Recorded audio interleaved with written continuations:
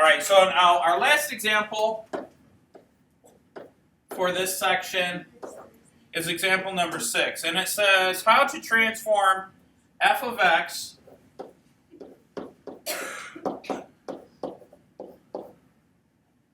into a graph of a given function. And so we want to transform this function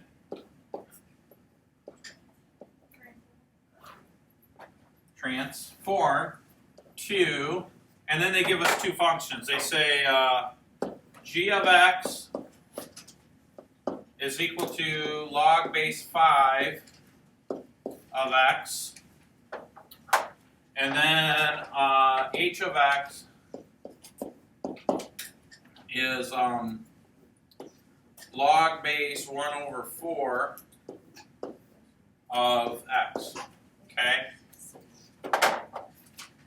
And I suppose probably the best way to look, we're gonna do some algebra, but I want to show you when we say transform, we're talking about we take some sort of parent function, and in natural log isn't necessarily the parent function, but that's the one that mathematicians use the most. So I guess it kind of is a parent function. But a parent function is something that we kind of memorize and we know how it looks graphically, and then we can shift it to the left or right, we could shift it up or down, and we could stretch it, however we choose to do so. And we can make it fit another graph. So what we have here is we have the natural log of x. So this is our parent function, and that's going to be in red. So if I, whoops, why did I hit clear? I have the natural log of x, and if I hit enter and I graph it, this is what we get. We get a little line that looks like that, right? Okay. And then what we want to do is we want to figure out how to make the natural log of x look like log base 5. Now the problem is log base 5, I have a log base 10 button and a natural log button. So this is what Mr. Adams was talking about earlier, that we could take any base and convert it into a function of natural log by using that property that we learned in example 4 and 5. So I want to take this equation log base 5 and switch it from like natural log. So I'm going to transfer it or transform it. So the formula that we use, and maybe, I don't know if I agree with the textbook's wording like transform, because you almost make the assumption that we're going to shrink this left or right or vertically stretch it. But we're really trying to figure out how to graph this, right, using the natural log. So maybe the wording in the textbook isn't the best. So let's come down. So I'm going to do g of x first. So I've got g of x, all right, and that's going to be log base 5 of x, but we said that we could rewrite that as the natural log of x over the natural log of 5, didn't we? Wasn't that the property that we used yesterday?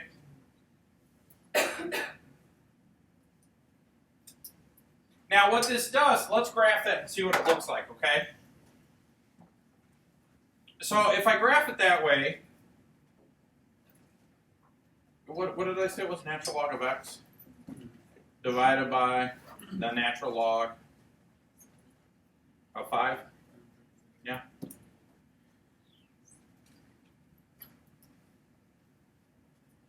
Now, technically we did kind of transform it. You guys don't see it, you don't realize it.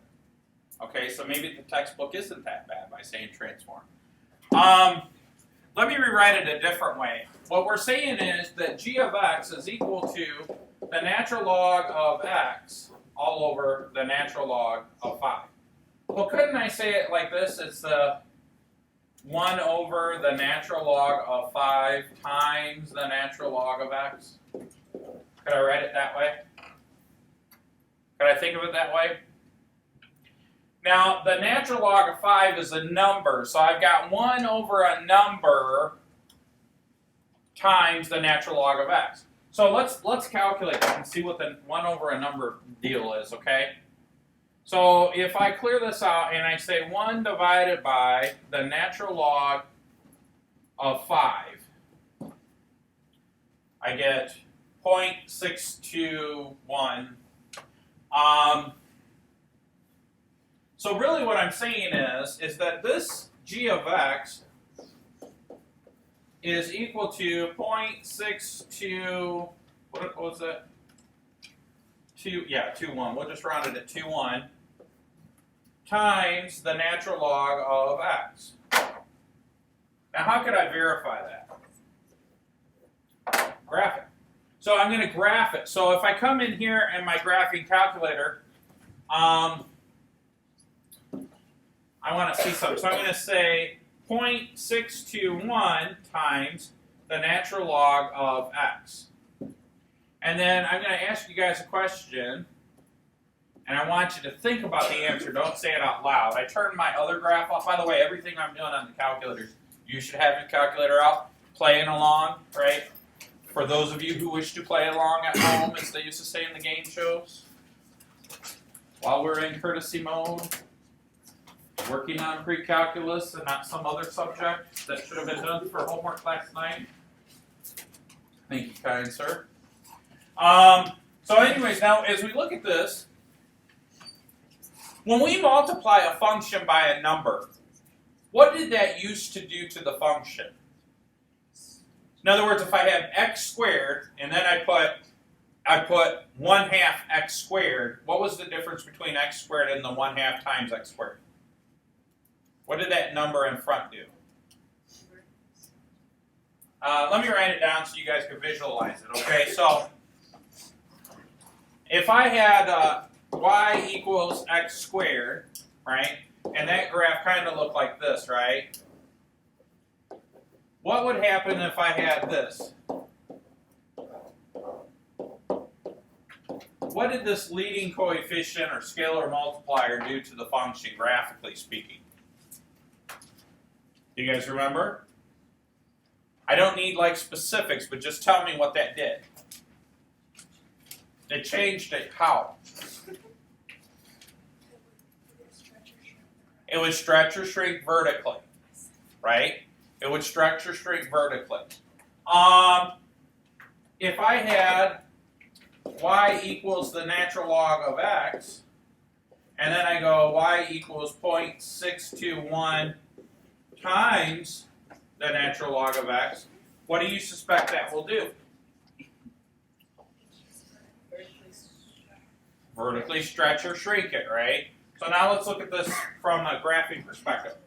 First of all, if I graph this, watch what happens. Green line, where do you think that purple line is going to graph? Right on top of the green line. Now what I just showed you is that y2 and y3 are exactly the same function. So when we rewrite this as the natural log of x over the natural log of 5, it changes it, but really it just shrinks it vertically or stretches it. So now when I turn this function back on, when I turn my parent function of the natural log of x back on, the red graph is our parent function, and so when we rewrite it, it shrunk it vertically. Do you guys see that? Okay. So so transform is the right word, graphically speaking, what we're doing, but we have to think a little differently because it's not as obvious as to what we're doing. Okay? So anyways, with that being said, let's go back. So when we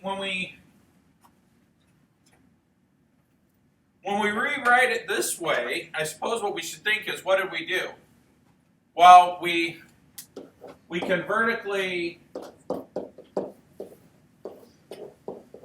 stretch or shrink the function. Now, what was the factor of this that we stretched or shrunk? 0.62. Yeah, but what was it written in the exact value, not a decimal?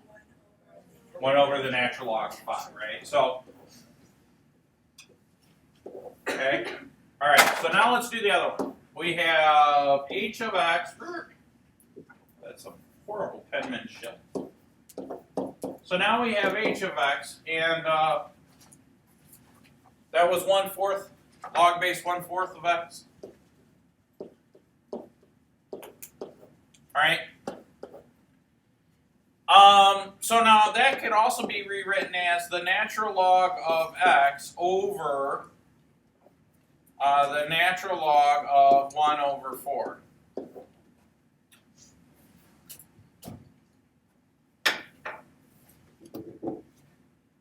Right? Now, yesterday we talked in one of the examples. I kind of said that we're going to expand it to simplify, which is kind of an oxymoron. I'm going to make more terms to simplify it. So what am I going to do? So I'm going to take this function. So we're saying that, does everybody agree with what I have on the board so far? So how can I rewrite that denominator? What's one of the properties, the quotient rule? Why are you just laughing at me? I can't breathe. What can I do for that denominator? Not reciprocal. You're just making stuff up. L'Hopital, huh? What? Could you put it over the natural log of Yeah, this is, you can apply the quotient rule property, which means that you could rewrite it as the natural log of 1 minus the natural log of 4. Now, Mr. Adams recognizes this right away because I'm a math teacher. What is the natural log of 1? Does anybody remember? 0. 0. So that always goes away. So now I could rewrite this as negative 1 over the natural log of 4, which is really a number, times the natural log of x. So before I graph that, what is this going to do graphically to the natural log of x? Vertically stretch or shrink, right? If it's greater than 1, it stretches it. If it's between 0 and 1, it shrinks it. Does that make sense? Yes. Okay, so let's do that. I'm going to come in here, and I'm going to turn off a couple of functions. Well, let's just clear them out. So I'm going to type in here. So technically what I should be able to do is say negative natural log of x divided by the natural log of 4. Now I did this on purpose. Originally we had the natural log of x over the negative natural log of 4. Does it matter if the minus sign or the negative sign's in the bottom or the top?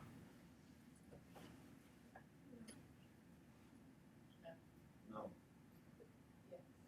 Everybody in class was shaking their head no, except one student who was shaking their head yes. But I don't know if she was shaking her head yes about the thing. Alright, so what I was trying to say is I could take this negative sign here and toss it to the top. It doesn't matter, I just can't do the top and bottom because then I would have negative over a negative and that would be positive, alright? So, I don't know, I have a preference. I like to have them on the top.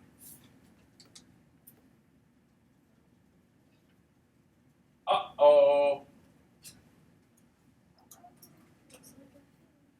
Is that correct? I said on purpose for dramatic effect. But that's correct, right?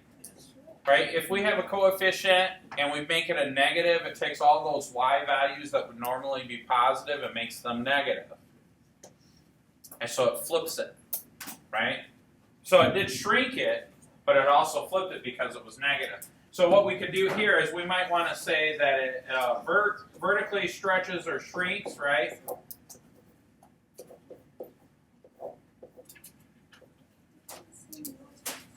And then also the negative sign flips it. Does that make sense? Any questions? Okay, that's pretty much it. Now, if I were to, it doesn't say in the examples, but what if you saw something like this?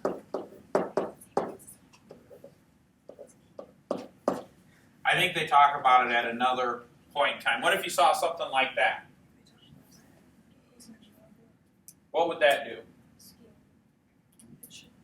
Take a guess. Horizontally. Move it to the right one. In a roundabout way, you're kind of right. Yeah, it shifts, it kind of translates it horizontally. What if you had something like this?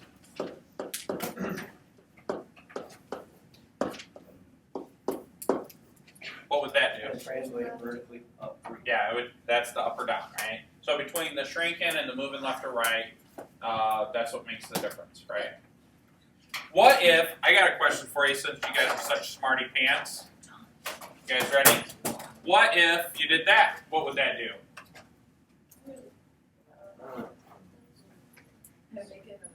Well, that would stretch it vertically, right? Do you know why it would stretch it vertically? Because this is the same as 2 the natural log of x minus 1. They're like, Mr. Adams, you're done. Will you please stop teaching? Is that right? Yeah. Yeah. No, I meant, that's, yeah, I know that's what you're thinking. But is that right? I could take this. Do you guys want me to explain it some more? No. Are you sure? Yes. There's like 7 other ways you could do this problem or graph it. There's so much I want to teach you. Please learn. Okay, no, we're done. We're done. We're done. Take a break, Mr. Adams. You're tired.